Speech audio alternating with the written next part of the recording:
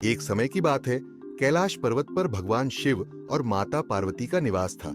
एक दिन माता पार्वती स्नान करने के लिए जा रही थीं और उन्होंने यह सुनिश्चित करने के लिए कि कोई अंदर न आए, अपने उपटन से एक बालक का निर्माण किया। उन्होंने उस बालक को जीवन का आशीर्वाद दिया और उसका नाम गणेश रखा। माता पार्वती ने गणेश जी को आदेश दिया कि वे महल के द्वार की रक्षा करें और किसी भी व्यक्ति को उनकी अनुमति के बिना अंदर न जाने दें। गणेश जी ने माता के आदेश को पूरी निष्ठा से स्वीकार किया और द्वार पर पहरा देने लगे।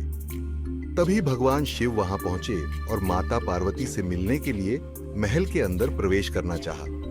लेकिन जैसे ही उन्होंने महल के द्वार के पास कदम रखा, गणेश जी ने उन्हें रोक दिया। भगवान शिव ने यह देखकर आश्चर्य व्यक्त किया कि एक बालक उन्हें महल में प्रवेश करने से रोक रहा है।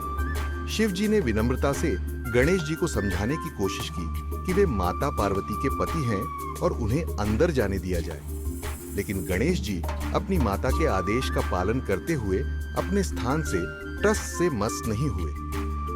शिव जी ने कई बार गणेश जी को समझाने का प्रयास किया, लेकिन गणेश जी अपने कर्तव्य पर अडिग रहे और किसी भी कीमत पर द्वार से हटने को तैयार नहीं थे। यह देखकर भगवान शिव का क्रोध भड़क उठा। उन्होंने अपने गणों को बुलाया और आदेश दिया कि वे गणेश जी को वहां से हटा दें। शिव के गणों ने गणेश जी पर हमला किया, लेकिन गणेश जी ने अद्वितीय पराक्रम और वीरता से उनका सामना किया और सभी को हरा दिया। गणेश जी की शक्ति और दृढ़ संकल्प देखकर भगवान शिव का क्रोध और भी बढ़ गया। उन्होंने अपने त्रिशूल से गणेश जी पर प्रहार किया, जिससे गणेश जी का सिर धड़ से अलग हो गया और वे वहीं गिर पड़े। जब माता पार्वती को अपने पुत्र की मृत्यु का पता चला तो वे अत्यंत दुखी और क्रोधित हो गईं। उनका क्रोध इतना भयंकर था कि सारा ब्रह्मांड कांप उठा और विनाश के कगार पर पहुंच गया। माता पार्वती ने घोषणा की कि यदि उनके पुत्र गणेश को पुनर्जीवित नहीं किया गया तो वे पूरे संसार को नष्ट कर देंगी। माता पार्वती के क्रोध को शांत करने के लिए भगवान शिव चिंतित हो गए और उन्होंने स्थिति को संभालने का निश्चय किया। उन्होंने अपने गणों को आदेश दिया कि वे उत्तर दिशा की ओर जाएं और जो पहला जीव उन्हें मिले उसका सिर लेकर तुरंत लौटे। गण अपने प्रभु के आदेश का पालन करते हुए उत्तर दिशा की ओर गए और वहां उन्हें सबसे पहले एक हाथी का बच्चा मिला। उन्होंने हाथी के सिर को काटकर भगवान शिव के पास प्रस्तुत किया। शिव जी ने उस हाथी के सिर को गणेश जी के धड़ पर लगाकर उन्हें पुनः जीवित कर दिया। गणेश जी ने जीवन पाकर अपनी आंखें खोलीं और माता पार्वती ने खुशी से अपने पुत्र को गले लगा लिया।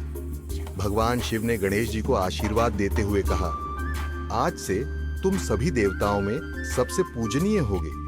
लोग हर शुभ कार्य की शुरुआत में सबसे पहले तुम्हारी पूजा करेंगे।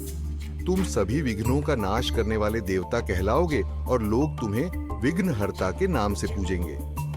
इस प्रकार गणेश जी प्रथम पूज्य बन गए और उनकी महिमा हर ओर फैल गई। इस घटना के बाद यह परंपरा बन गई कि किसी भी शुभ कार्य को शुरू करने से पहले गणेश जी की पूजा की जाती है, ताकि सभी विघ्न और बाधाएं दूर हो जाएं। इस कहानी से यह सीख मिलती है कि कर्तव्य का पालन और भक्ति का महत्व कितना गहरा है, और यह भी कि सच्चे भक्त की रक्षा करने के लिए ईश्वर सदैव तैयार रहते हैं। गणेश जी की यह कहानी हमें यह भी सिखाती है कि भगवान की लीला और आशीर्वाद हमेशा हमारे जीवन को संवारते हैं, चाहे परिस्थितियां कितनी भी कठिन क्यों न हो।